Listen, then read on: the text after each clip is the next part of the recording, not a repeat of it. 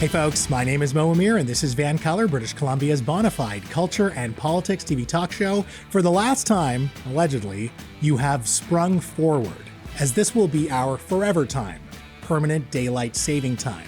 No more clock changes unless the power goes out or the battery runs out on your clock. But what does that mean for your sleep? We're going to figure that out together with some tips for what you can do to improve your sleep overall. Plus, an estimated 3 million Canadian adults are taking GLP-1 drugs like Ozempic or Mounjaro, which are showing promising results for weight loss and metabolic health. But could they also be changing your shopping habits? We're going to look at the consumer behavior side of these alleged miracle drugs. But first, ahead of municipal elections this October across our great province, Vancouver politics are getting kinda nasty. Vancouver Mayor Ken Sim is crawling out of his first real scandal of the year after appearing to defame City Councillor Sean Orr. Now, some people want to move on from it, but I think that it's a particularly unique case that's kind of a big deal because it speaks to the larger issues that should be important to voters and the citizenry as a whole. Let me explain, and let's take a moment.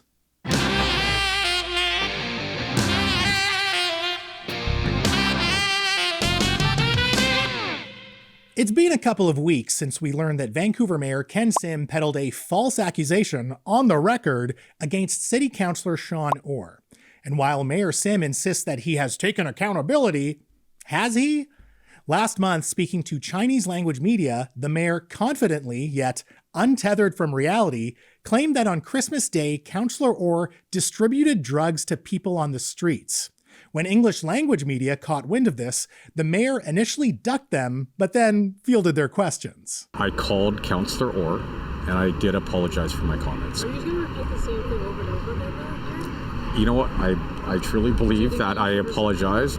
Look, I called Councillor Orr, and I apologized for my comments. He repeated that line about 20 times, like a pull-string talking doll stuck on one phrase. Eventually, the mayor explained that some guy at some event showed him a photo. And the mayor believed that photo so much, even though he can't describe the photo now, that he amplified the allegation against Councillor Orr, but only in Chinese language media for some reason. Because who amongst us hasn't believed a defamatory rumor from a rando and spread that rumor exclusively on Chinese language media as the mayor of Canada's third largest city? But if the mayor believed that a city councillor was trafficking drugs, why didn't he go to the police? He literally sits on the Vancouver Police Board. Cracking down on drug dealers is like his whole shtick. And what else does the mayor believe in because some guy said so? Magic beans? Is the mayor's judgment so shot that he'd have Vancouver invest in magic beans? And why did the mayor and his party exclusively target Vancouver's Chinese-speaking community on WeChat and Chinese language media with this false accusation? Was there even a photo?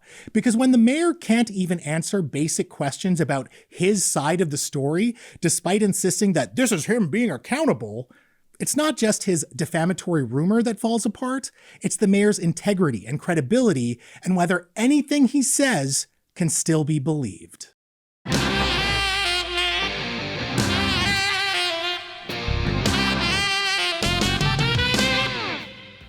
Folks, what do you think? I'd love to hear from you. Shoot me an email, mo@thisisvancolour.com. Now, after some business, let's talk about your sleep and how BC Premier David Eby may have just affected it forever.